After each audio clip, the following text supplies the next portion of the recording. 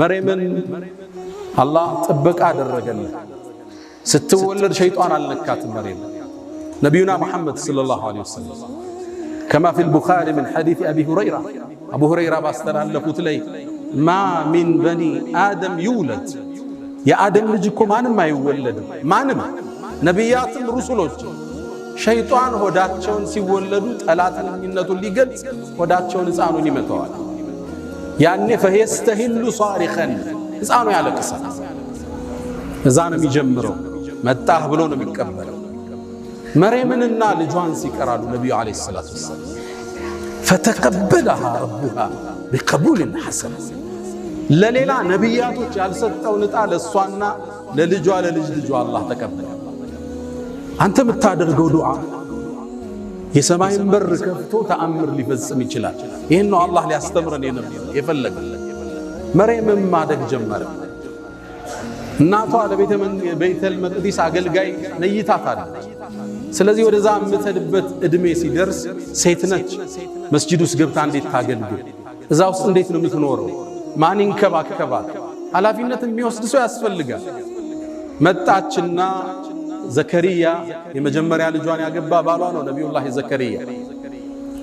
መጣች፣ ጥያቄ ያቀረበች፣ መርየምን ተረከቡኝ አለች።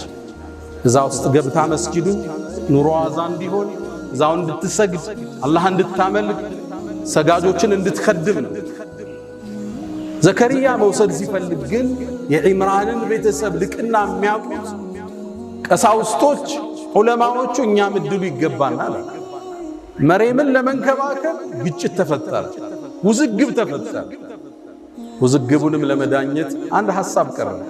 በቃ ዕጣ እንጣጣል፣ እንጨት እንጣጣል፣ እሱ ይዳኘን ተባለ። ሻሉ እንጨቶች ያዙና የሚፈስ ወንዝ ላይ ወስደው ጣሉት። ከወንዙ ፍሰት በተቃራኒ የሄደለት ሰውዬ እንጨቱ እሱ መርየምን ይንከባከባል ተባለ። እንጨቱም ሲጣል ለዘከሪያ ወጣለት።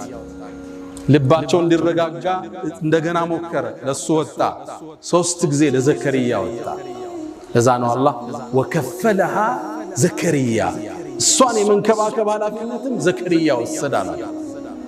ለነቢዩ ዓለይሂ ሰላቱ ወሰላም የነ መርየምን የነ ዘከሪያን ታሪክ ይተርክላቸውና ዛሊክ ይሃውን የነገርነው እኮ ሚን አንባኢል ገይብ ከሩቅ ሚስጥር ነው የነገረን።